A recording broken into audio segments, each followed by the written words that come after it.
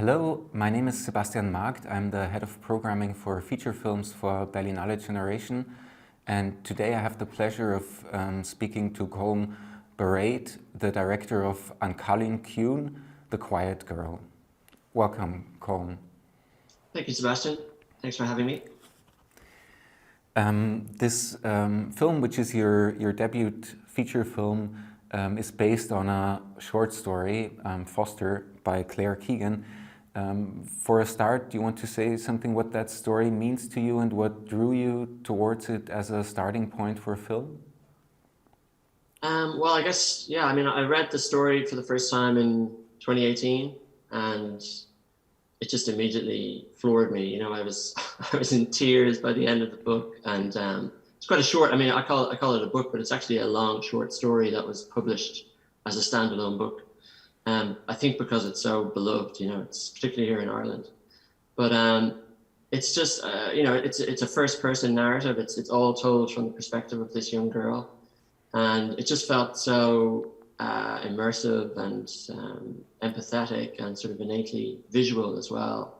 Yeah, I was so drawn to those formal aspects of it, but I also, I mean, it's a very simple story. The plot is quite straightforward in that it's about a young girl from a family who gets sent away for the summer from the madness of her own home to live with kind of foster parents, essentially. They're distant relatives of hers.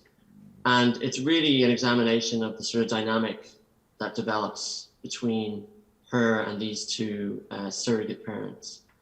And it's just an extraordinarily touching story. The original is really, really moving.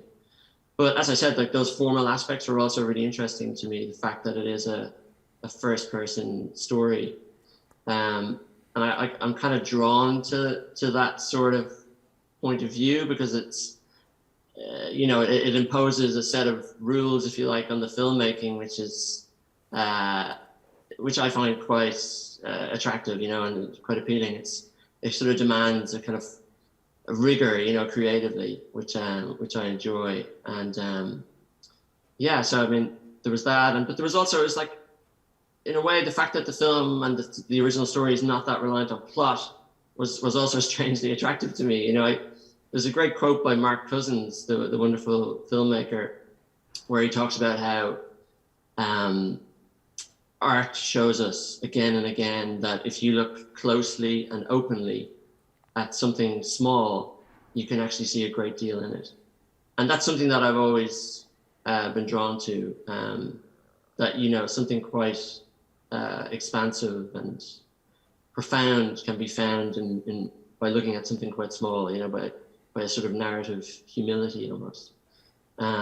So yeah, they were I guess the primary things that were drawing me towards the idea of adapting it. I mean, as I was reading it, it was sort of appearing in my mind as a film, and a sort of panic set in, even though I was enjoying the book, you know, massively. As I was reading it, I was sort of panicking that, oh, are the rights available still to this work, you know? And thankfully, and rather amazingly, they were still available. So yeah, it was great. This would probably be a good point to take a look at an excerpt of the film.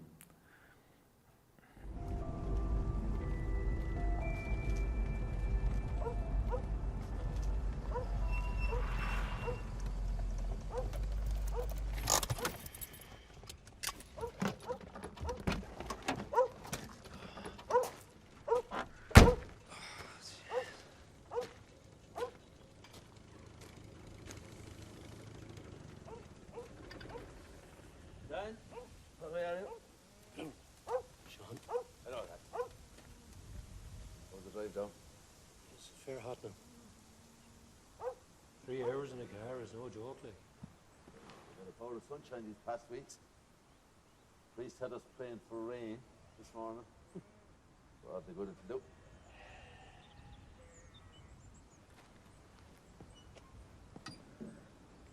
How's the farm? Well, ich an Cailín. Seasamach go dá mé splecha ceartart.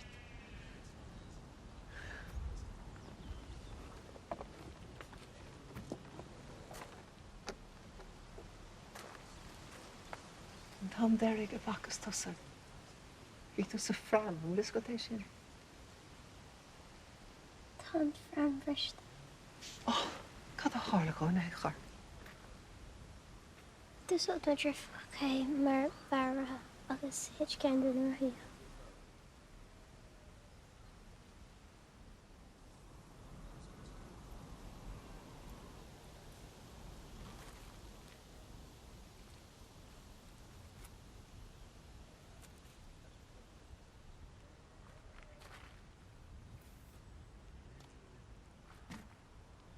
Carsteach, nanaf.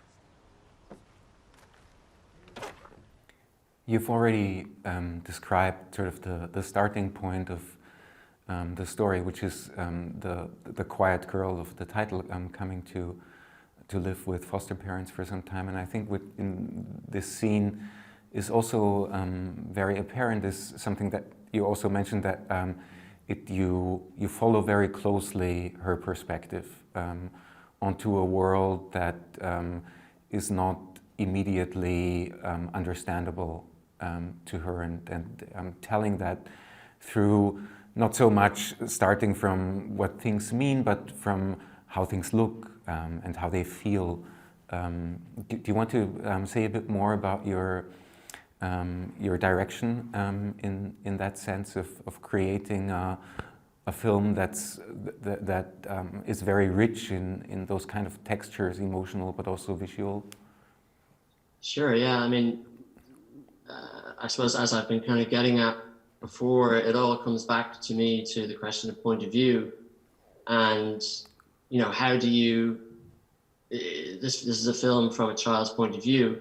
And the question of like, how do you transpose that very particular type of point of view, which is someone who is very observant and sees and hears and feels a great deal of things, but doesn't necessarily understand all of those things. And how do you transpose that very particular point of view to the language of film? So that was a really intriguing kind of challenge, you know. And I suppose the thing that we tried to do was to find a sort of simplicity of form, you know, that was unobtrusive and even sort of visually naive at times. And that we would use that as a means in which to frame what is actually quite a complex story in terms of the character dynamics and what the girl is feeling. And so, yeah, I mean, all of those things played into it, and we were quite keen that it would feel quite naturalistic, you know, certainly in terms of performance, but then also in terms of visuals, but not in the sense that we would surrender aesthetically to a verite approach or handheld or anything like that. We still wanted to maintain a sort of a visual approach that was quite curated, you know. But yeah, I mean, the thing is, a lot of that, as I said earlier, a lot of that makes life easier for you as a filmmaker, because you kind of have this set of rules then that you can adhere to, and that is a sort of a compass for you as you're navigating the complex logistical challenge of making a film. So yeah, I mean, all of those things certainly played into it. And then even like on a technical level, as you can see from the clip, we made the decision to shoot in the Academy ratio. And it wasn't that we necessarily wanted the image to feel narrower, but we shot full frame on the Sony Venice camera. So what you're actually seeing is you're actually seeing more than you would traditionally see in a 235 image. So because the top and bottom of the frame are suddenly exposed. So suddenly ceilings and floors are visible in much more part of the world. So again, that was our cinematographer, Kate McCullough. She used to speak about it being closer almost to the human point of view, and that what we see, we still have quite a considerable vertical range in what we see in our day-to-day lives, and that was closer to that, and that it also suited the character, you know, who's, as I said, very kind of observant and wide-eyed, but doesn't necessarily understand everything that she encounters in the adult world.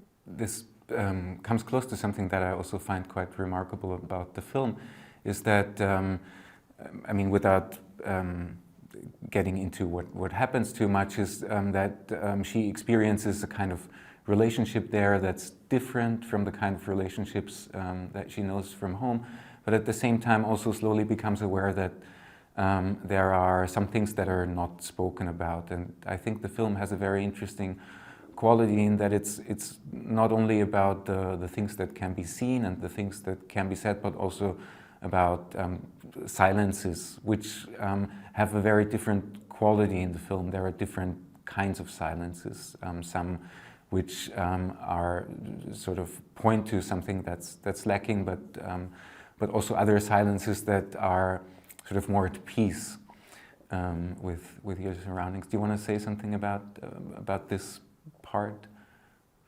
Yeah, sure. That's a very astute observation. I mean, for me, the quiet girl, the silence that sort of begins the film is very different to the silence that envelops her at the end, because I suppose that by the end of the film, she has the agency to allow for that silence, which she doesn't have at the beginning. In the beginning, she's been suffocated, I think, by her surroundings and by her family dynamic, and that's where that particular silence comes from. It's a lack of belief in herself, or a belief that she will be heard, that she's sort of lost hope in that regard, and that she has retreated within herself. But that by the end, she is actually, as you say, she's now making the decision to maintain a silence at the appropriate moments. But she also breaks that silence in minor ways. Again, not to give too much away, but she certainly sort of stands up for herself, and she has certainly learned the power of silence now by the end of the film. And it's, as I said, it's within her own. She has the agency now that she can use it or not, you know. The story is set in the early 80s. Is there something that's especially significant to that time for telling this kind of story to you? Well, I suppose there's, first off, the story itself by Claire Keegan is set in the 1980s, specifically in 1981, because the original mentions the hunger strikes which are taking place in Northern Ireland and so forth, which aren't actually in the film. But I suppose the key reason is that it's this practice of essentially farming out your child to another family for an extended period was rather commonplace in Ireland at the time, and certainly going back further than that also. Whereas if you were to set it now, it'd be a sort of a more difficult sell in terms of that being a realistic practice that takes place here. So that's the main reason, I suppose. But it's also, I think it also speaks to, I mean, I became a father myself shortly before we made the film, and I think our country is still dealing with maybe how we've treated children, certainly at an institutional level and at the level of the state down through the years. And it felt like I wanted to sort of shine a light on a child from what is Ireland has changed hugely now from those years, but it felt like I wanted to empower a child from that old Ireland, as it were, and centralize her and actually give her a voice, because that's something that so many children weren't given. So yeah, that was, I suppose they were the kind of key reasons. It felt like, just in terms of that sort of social commentary, or that backdrop to the Ireland of the time, like it felt more appropriate that we would situate it then. Something that also feels worth mentioning, which I wasn't aware of until hearing it from your team, is this is actually the first Irish language film shown in the festival. Yes, which is something we're quite proud of, the team here. Yeah, it's extraordinary. I mean, the reality is, if you look back at the history of Irish cinema, there are very few Irish language films. You know, I mean, it's sort of, there's a few films like were made in the late 50s, and then maybe one or two in the 70s, and then in the early 2000s, but very few and far between. And so it's remarkable that you now have a kind of a wave of Irish language cinema taking place in Ireland at the moment, and it's all thanks to the Irish language TV station here. They're called TG Cahir, or TG4 in English. So they decided about 4 or 5 years ago to set up a feature film funding initiative called Cine Cahir, Cine 4, and it was specifically designed to fund Irish language cinema for theatrical release and for the international stage also. And literally in those 4 or 5 years, the canon of Irish language cinema has doubled or tripled. I don't know the exact figures, but it's suddenly a really vibrant and viable sort of force now in Irish cinema.